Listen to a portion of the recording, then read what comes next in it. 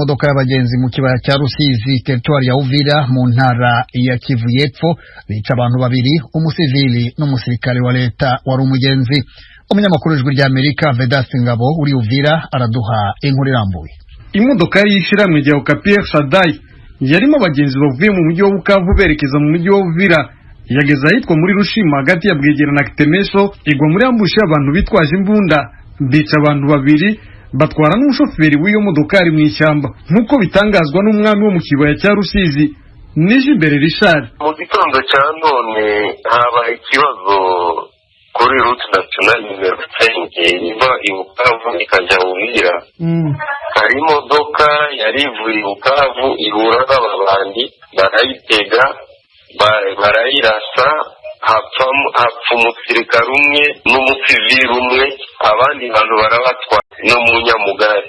Donc hagati ya groupema zibiri, groupema ya Kakamba na groupema ya Rubirizi. Aya makuru y'aba bantu bishwe yemezwa kandi n'umuyobozi w'ishiramwe rya Pevove rikorera mu Kibaya Cya Rusizi bwana Jimmy Katurubo, aho uvuga yuko nyuma yaho abagizi ba nabi biciye umusivili umwe ndetse n'umusirikare umwe bahise bahungira mu misozi muri groupema Remera hitwa Kahanda.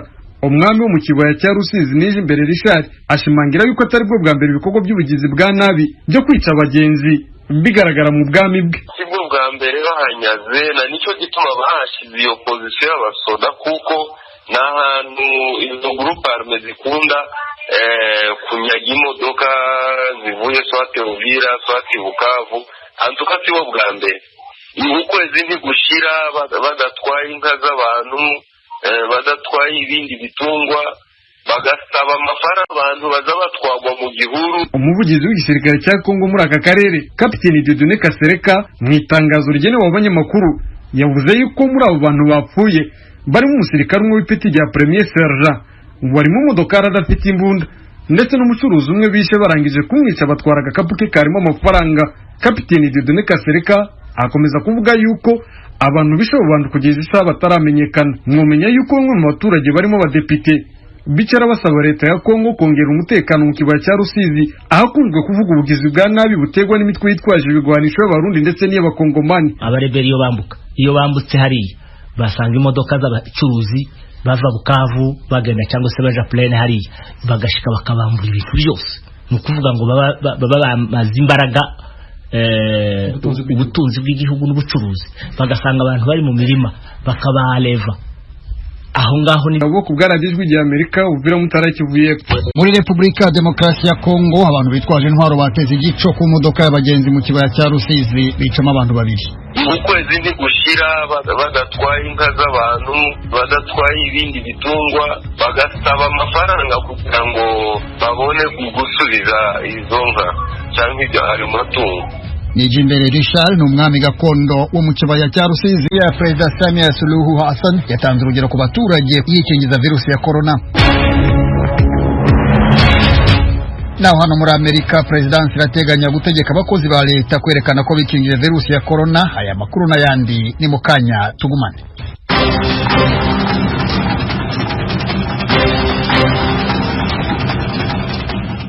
Amakuru hano ku Ijwi ry'Amerika tuyatangirire kwavugwa hirya no hino duhereye muri Tanzania aho Perezida Samia Suluhu Hassan yatanze urugero rwo kwikingiza virusi ya corona mu rwego rwo gutangira ibikorwa byo gukingira abaturage be. Ni inkuru tugezwaho na Fidel Niyongabo.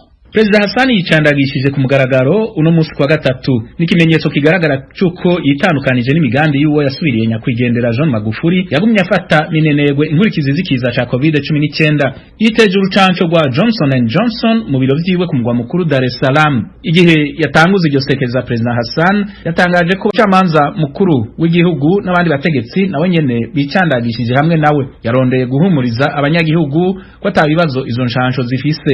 Yamenyesheje ko yashatse gutanga karorero ku banyagihugu mu kwicandagisha. Perezida Samia Suluhu Hassan yagiye ku butegetsi inyuma y'urupfu mu kwezi kwa gatatu rwa Perezida John Magufuli yari yagabishije abanyagihugu kudafata inshanjo zo kwikingira ikiza ca COVID-19.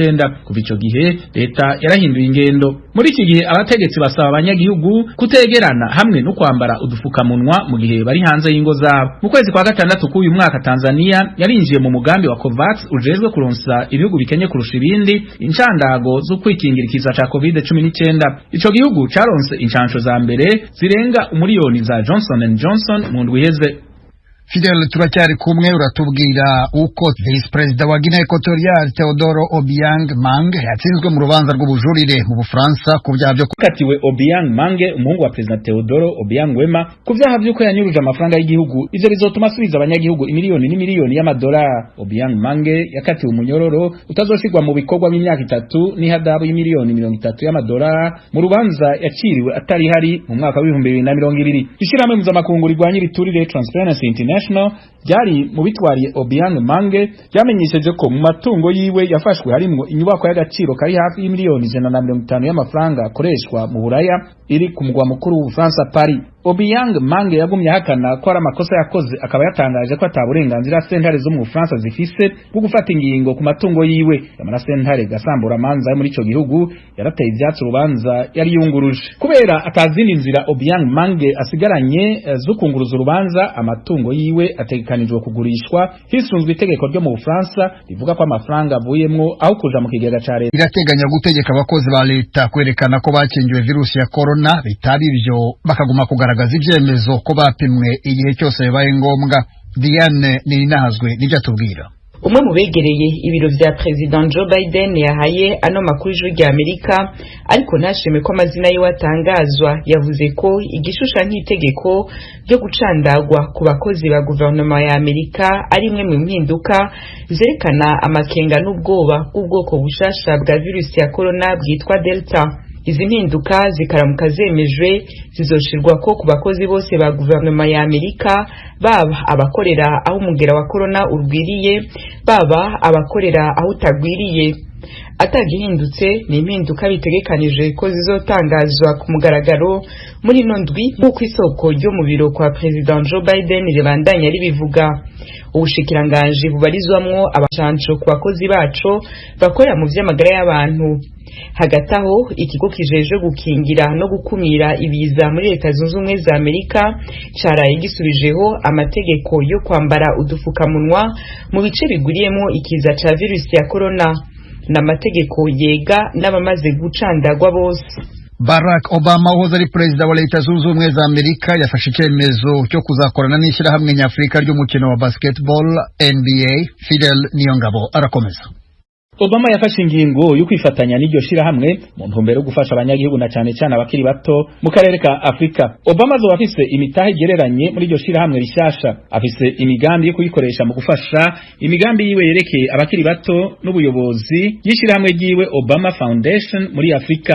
Uyu yahoze ari perezida wa Amerika yatangaje ko mu gushira ingufu mu banyagihugu gushira imbere uburinganire hagati y'ibitsina yebushane ku mikangara yo muri Afrika itari mike. Ishirahamwe NBA ryatangaje ko rishizeho ishirahamwe NBA Africa mu kwezi kwa gatatu k'uyu mwaka. Ishirahamwe rishasha rijejwe gukorera muri Afrika rizokurikirana amahiganwa y'umupira w'amaboko wa basketball, harimwo ihiganwa rya Basketball Africa League BAL mu mfunyapfunya. Urakoze Fidel. Amakuru avugwa hirya no hino ku isi cyo yasoreze kuri Pakistan ivuga ko Amerika yihuse mu gucyura abasirikare bayo ko bityo yiyetse ingufu yari ifite mu gufasha gushyiraho amasezerano y'amahoro. Nanone Diane Ninahazwe. Mu kiganiro umushikiranganje wa mbere wa Pakistani yatanze muri BBC News Hour yavuze ko Amerika yasize akajagari muri Afghanistani. Uwo mutegetsi yasiguye ko abatalibani batanguye kwigamba intsinzi umunsi Amerika n'ibindi bihugu vyo mu ishirahamwe NATO bitanga itariki yavyo ya nyuma yo kuva muri Afghanistan. Muri ico kiganiro uwo mutegetsi yabandanije agira ati hari hageze ahubwo kwavugutwa umuti wa politike. Perezida wa Leta Zunze Ubumwe za Amerika Joe Biden mu ntango z'uku kwezi we yari yavuze ko batagiye muri Afghanistan gushinga y'imizi, hageze ko Afghanistan yifatira mu minwe kazoza kayo ikibako.